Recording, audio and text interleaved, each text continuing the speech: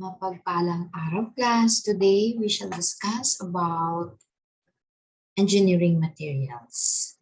So please allow me to share with you my screen. Okay, so the video is about engineering materials and their properties. So the aim is to identify engineering materials, classify the different engineering materials, discuss the properties, and finally, at the end, you will be able to select appropriate engineering material for a specific purpose. So why do we need to study about material science and materials engineering? No? The topic plays a vital role in this modern age of science and technology, for various kinds of materials are used in the industry, like in housing, agriculture, transportation. Now, all these to meet the plant and individual requirements. And therefore, it is important that a design engineer is familiar with all the effects which the manufacturing processes and heat treatment have on the properties of these materials. An engineering material is used in the construction of man-made structures and components. The primary function is to withstand applied loading without breaking and without exhibiting excessive deflection. The major classifications of engineering materials are metals, polymers, ceramics, and composites. And in this video, we will discuss all four, starting off with metals, which are the most commonly used materials. No? Especially common are metal alloys. No? An alloy is a mixture of two or more metals. No? So therefore, an alloy is formed by combining a metal with one or more other metallic or non-metallic materials.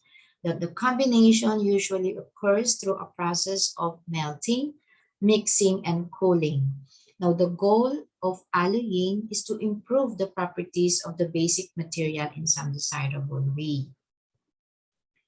Now, a metal alloy compositions are described in terms of the percentages of the various elements in the alloy, where the percentages are measured by weight. So in this lecture, we have two types of alloys. One is ferrous alloys and the non-ferrous alloys. Under the ferrous alloys, we shall discuss carbon steel, low alloy steel, tool steel, stainless steel, and cast iron. Under the non-ferrous alloys, we shall have a discussion on aluminum, nickel, copper, and titanium alloys. So let's discuss the ferrous alloys. Now, from the name itself, so yung ferrous alloys have iron as the base element. No? So they include steels and cast irons. Now, they are most common metal alloys in use because of the abundance of iron. No? Maraming minahan ng iron. They are easy to produce and have high versatility of use. No? However, its biggest disadvantage is its low corrosion resistance. So madali siyang makorrode. Now, carbon is an important alloying element in all ferrous alloys. Now, in general, the higher the carbon is, the higher is the strength and hardness of the alloy. However, there is a decrease in ductility and weldability. So habang tumataas yung carbon sa alloy, ferrous alloys, mas tumataas yung strength, mas matibay siya and mas matigas, hard. Pero mas less ductile and mas mahirap i-weld, yung pag-welding. So there are several types of ferrous alloys. So number one is carbon steel. Now, a carbon steel, which is a ferrous alloy, is a mixture of iron and carbon, from the name itself. Now, it may contain small amounts of other elements, but carbon is the primary alloying ingredient. Now, as I mentioned earlier, the addition of carbon increases strength and hardness. Now, most carbon steels are plain carbon steels, which are either low, medium, or high carbon steel. So I have here figures, no? So itong mga pipes na to ay low carbon steel, ito ay medium, and this is high carbon steel. So a low carbon steel contains less than about 0.3% of carbon. It has low strength but high ductility. So madali siyang ma-turn into wires. No? Strengthening can be achieved through cold working but does not respond well to heat treatment. A low carbon steel is very weldable and is expensive to use. Thus, it is commonly used as wires, no? Structural shapes, machine parts, and sheet metal. On the other hand, a medium carbon steel contains about 0.3 to 0.7% carbon. It can be heat treated to increase strength, especially with the higher carbon contents.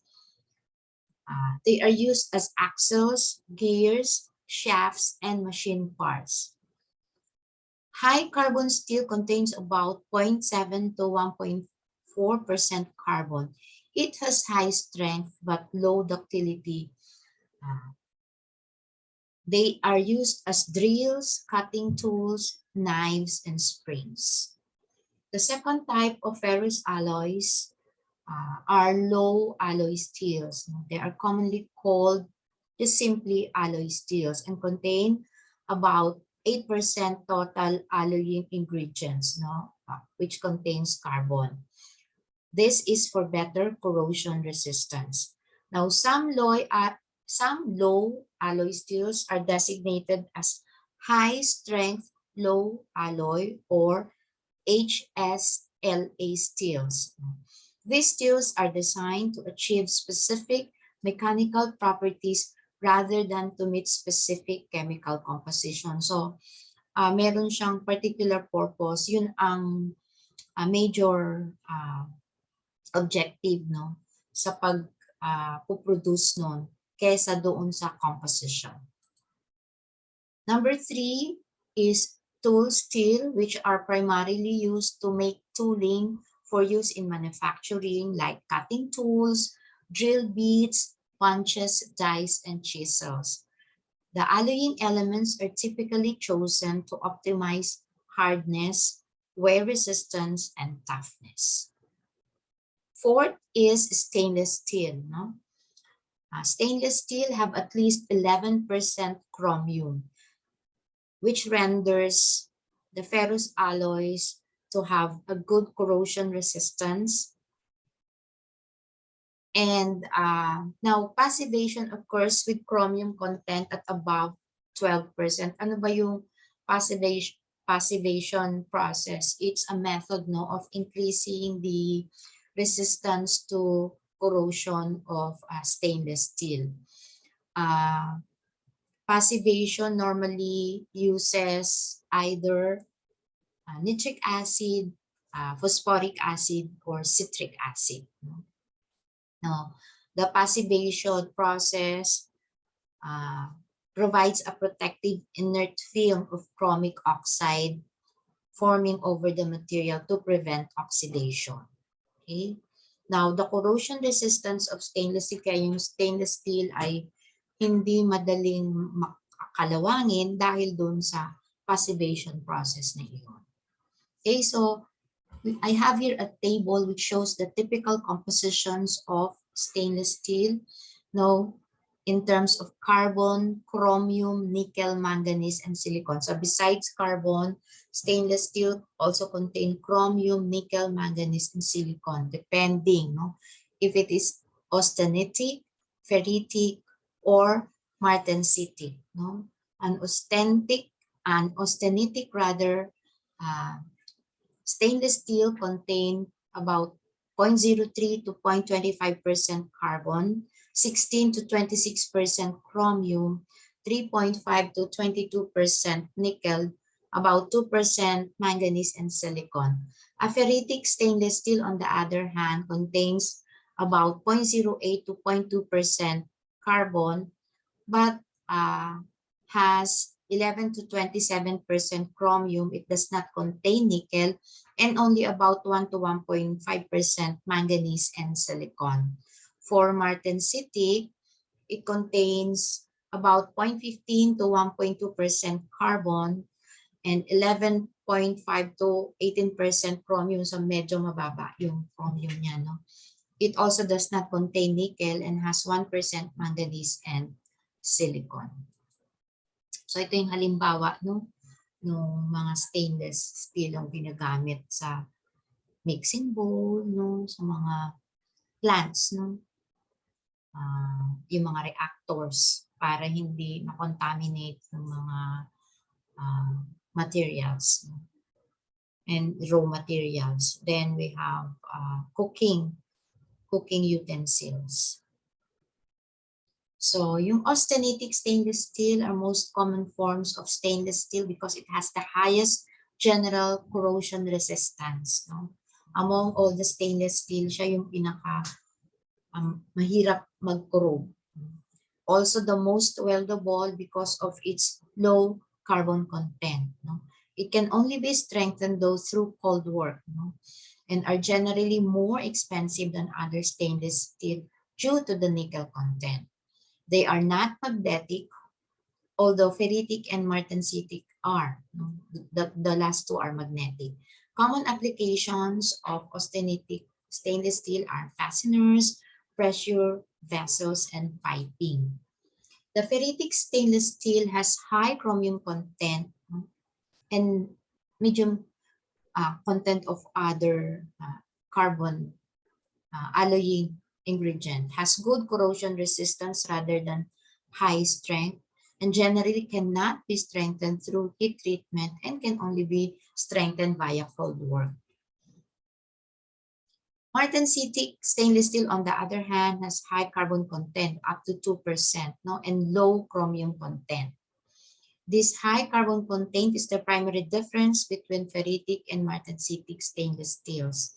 Now, due to the high carbon content, it is difficult to weld. No? It can be strengthened through heat treatment. They are commonly used in cutlery, no, and surgical instruments. Now, duplex stainless steel contains both austenitic and ferritic, so pinagsama, no? Kaya hindi na siya binigyan ng sarili niyang classification. Okay? Can have up to twice the strength of austenitic stainless steel, also has a high toughness, corrosion resistance, and wear resistance. Generally is as weldable as austenitic but has a higher temperature limit. Precipitation hardenable stainless steel can be strengthened through precipitation hardening, that's the name, no? Which is an age hardening process. Now, these materials have high strength as well as high resistance to corrosion and temperature. Fifth is cast iron. No? It's a ferrous alloy containing high levels of carbon, no? Greater than 2%. The carbon present in the cast iron can take the form of graphite or carbide. No? Cast irons have a low melting temperature, which makes them well suited to casting. No? So we have gray cast iron, ductile cast iron, white cast, and malleable cast iron. So ito yung itsura ng cast iron. Kung meron kang cast iron na skillet, no, social, masarap paglutuan ng steak. Okay? So for gray cast iron, it's the most common type. The carbon is in the form of graphite flakes. The gray cast iron is a brittle material and its compressive strength is much higher than its tensile strength. The fracture surface of gray cast iron has a gray color, thus the name. Okay? The ductile cast iron, on the other hand, or the nodular cast iron, has magnesium, no, to gray cast iron. So yung gray cast iron kanina, dagdagan mo ng magnesium. So nodular cast iron na yun. It improves the ductility of the material.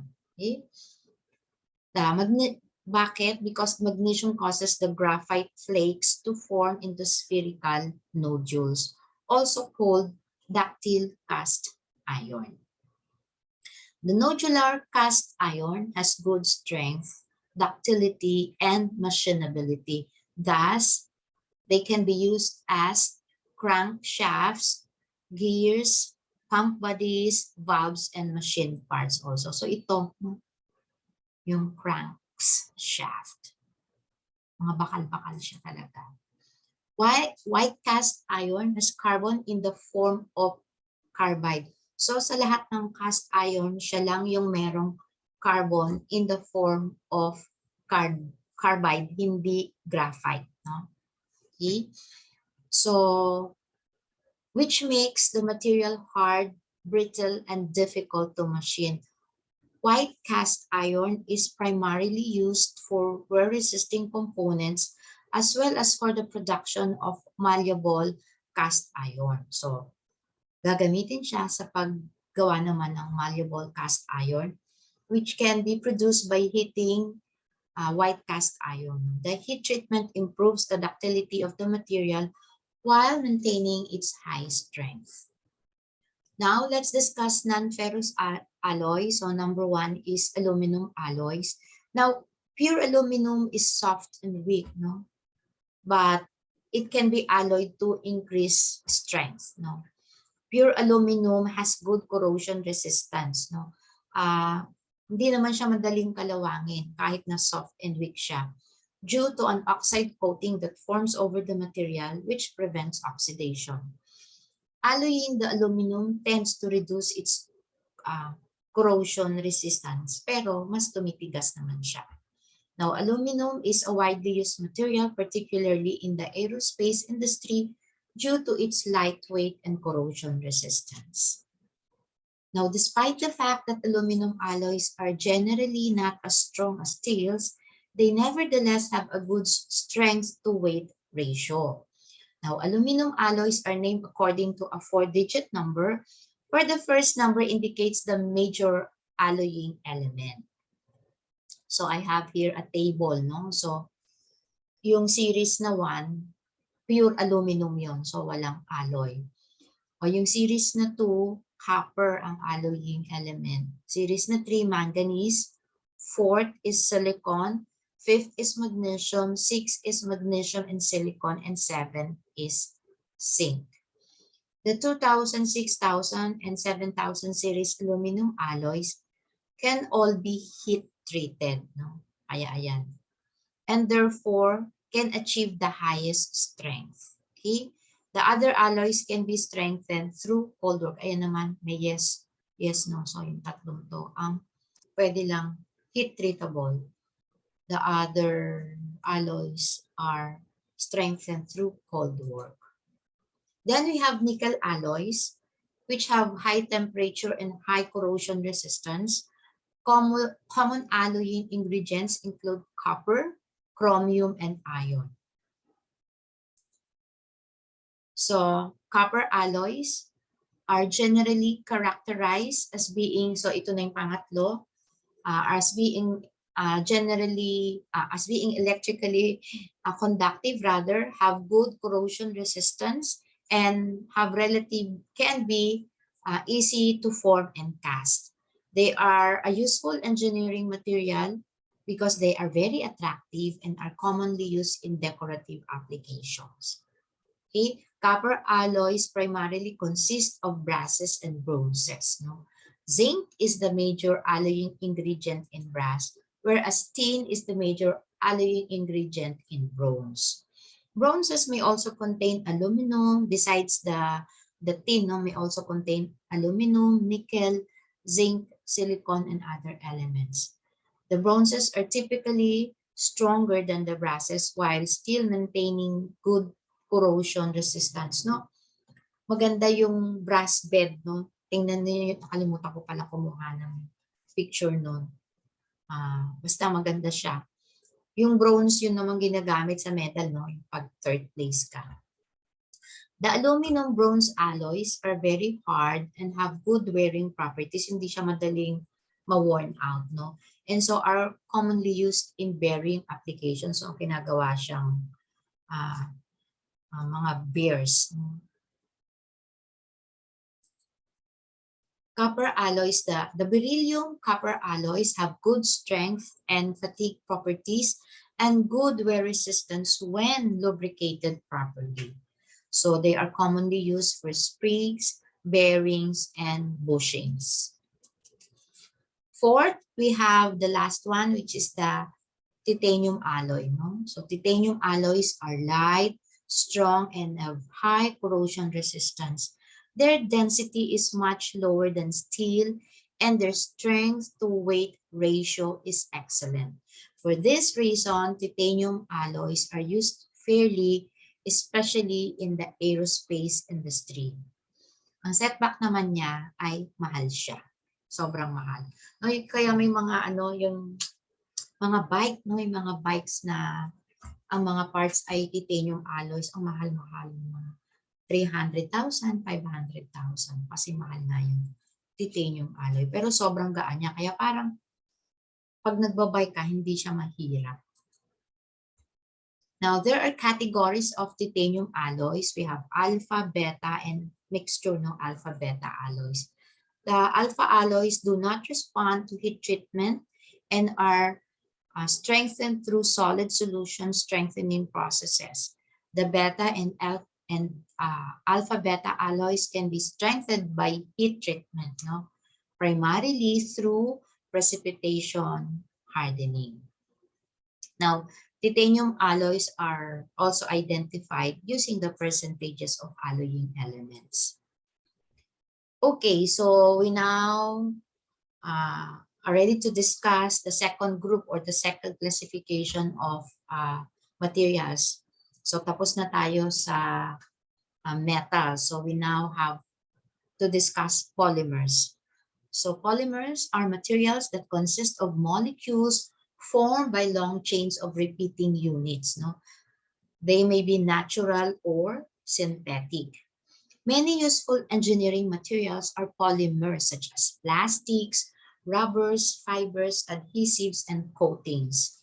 Now, polymers can be classified as thermoplastic polymers, thermosetting polymers or thermosets, no? And elastomers. Ano ba kaibahan ng tatlong yan? No? So, ito yung thermoplastic. No? Kaya parang madaling maintindihan plastic, no? They can be melted repeatedly. Yung thermoset, nagsiset kasi, kaya hindi na. Once na shape na siya, ganun na siya. At yung elastomers. Okay, so yung mga rubbers. So, thermoplastic polymers and thermoset is based on their response to heat. So, yung classification kung thermoplastic ba or thermosets ay magbabase sa response ng polymer sa init. No?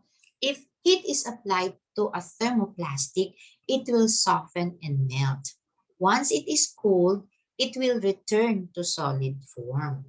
Okay? So thermoplastics do not experience any chemical change through repeated heating and cooling, no? Unless the temperature is high enough to break the molecular bonds. Otherwise, di siya nababago. No? Kaya pwede mo siyang bagu-baguhin yung shape. They are therefore well suited to injection molding. Thermosetting polymers, on the other hand, no, so are typically heated, no. So when they are typically heated, no, during initial processing, after which they become permanently hard. No? So yung kaibahan niya sa thermoplastic. So thermosets will not melt upon reheating. So if the heat applied becomes extreme, however, the thermoset will degrade due to the breaking of the molecular bond. So masisira na yung polymer. Unlike yung thermoplastic na pwede mong pwede kang maka-form ng ibang bagay.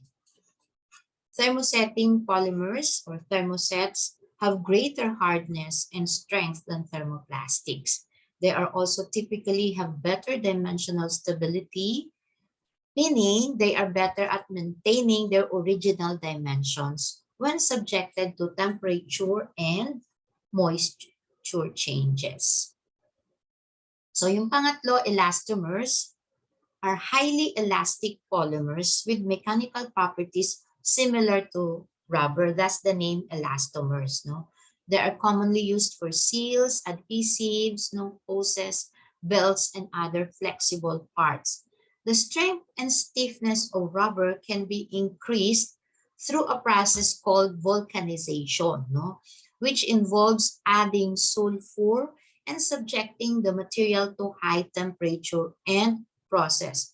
So pag yung rubber, binulcanize mo, nag-add ka ng sulfur doon, ang nangyayari, mas ginagawa yon sa high temperature and pressure.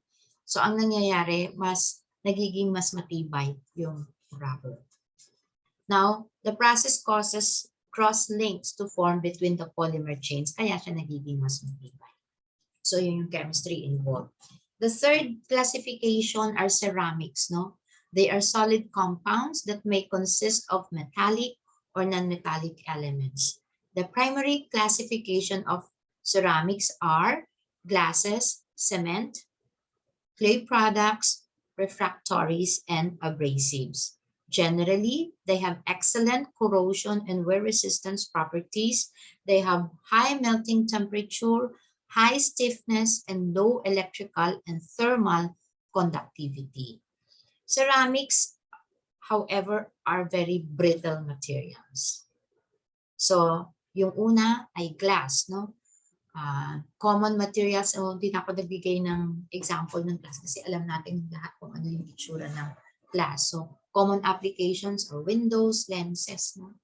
They are amorphous, no? Whereas the other ceramics are mainly crystalline. Okay?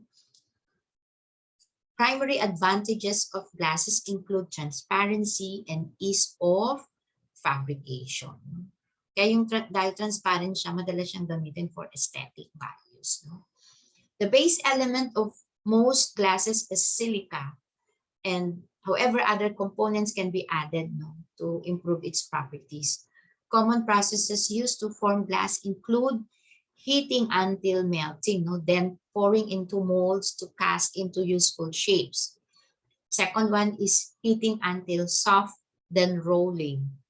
The third one is heating until soft, then blowing into desired shapes. So another ceramic are cements. Now these are materials that after mixing with water form a paste that then hardens. Now, because of this characteristic, cements can be formed into useful shapes while in paste form before they harden into rigid structures. Plaster of Paris is one common cement. Plaster of Paris is actually calcium sulfate hemihydrate. No? The most common cement is called Portland cement, no? Which is made by mixing clay and limestone and then firing at high temperature. Lime is calcium carbonate.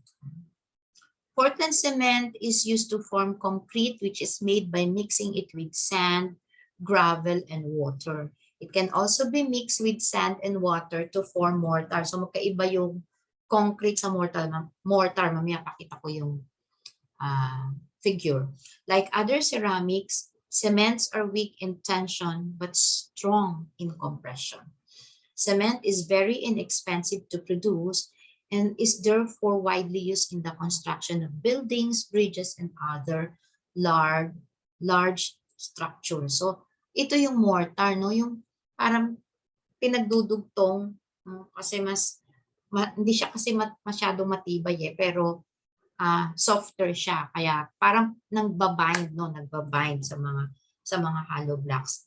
Ito yung concrete. So, pag yung cement, nilagyan mo ng bato-bato, ano ba yung gravel, no? And sand, so nagiging concrete. Then we have clay products, which is also a very common ceramic material. Clays can be mixed with water, shaped, and then hardened through firing at high temperature. Baka akala nyo yung firing binabaril, hindi yung parang nilalagay mo sa oven. Firing ang tawag doon. Na sobrang mataas yung temperature, 1,000 degrees Celsius. Now, two primary classification of clay products are structural clay and white wares. Structural clay products see applications including bricks, tiles, and pipings, whereas the white wares are used in pottery and plumbing fixtures. So, and then we have refractories. No? Refractory ceramics can withstand high temperatures and extreme environments. And they can also provide thermal insulation. So, brick is the most common refractory ceramic. So, ayan mga halimbawa niya. So, this one is an engineering in a refractory.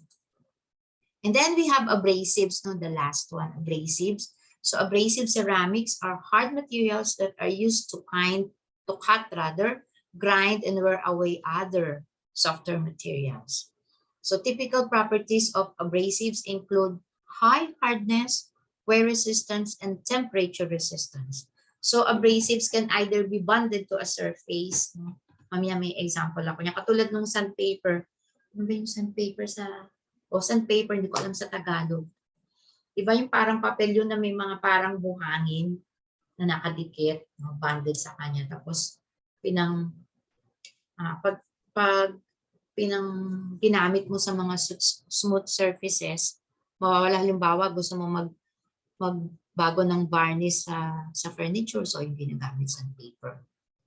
Abrasives can also be loose grains, no, like sandblasting. So ito yung halimbawa ng common bonded abrasive. So cemented carbide, silicon carbide, tungsten carbide, aluminum oxide, and silica sand.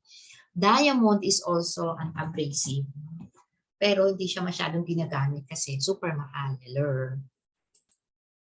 And then, the last one, we have composites. No? So ito yung pang-apat na grupo. So metals, we have metals, polymers, ceramics, and then composites.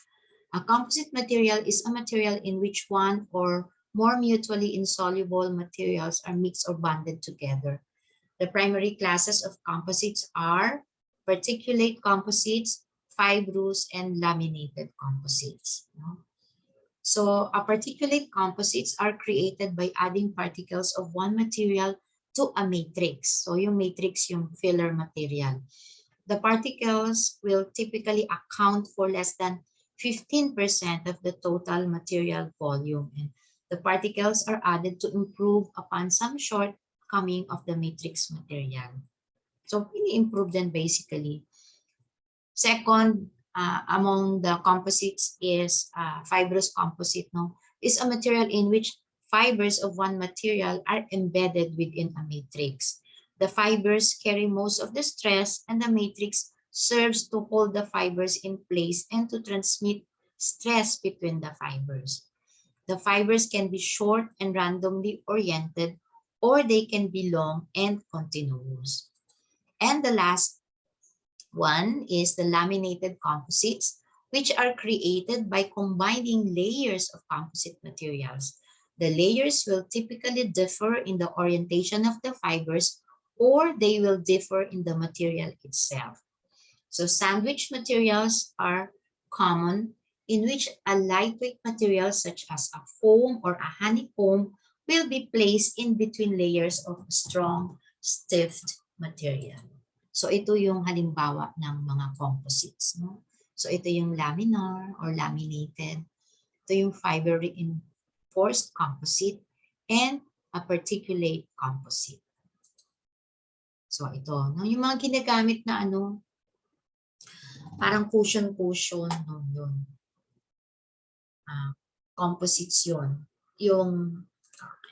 So here are the references that I used. If you want to do more readings. Thank you for listening. I hope you your interest, no, on materials have been aroused, no, and you are motivated to learn more about materials engineering. I'd like to end this video with this quote. The most important thing is to keep going. And the second most important thing is to choose the right direction. Hindi naman tamang go lang tayo ng go. Dapat tama yung direksyon na pinupuntahan natin. So, I will stop sharing now and I will end my recording. In the meantime, class, you stay safe and you stay healthy. Bye for now.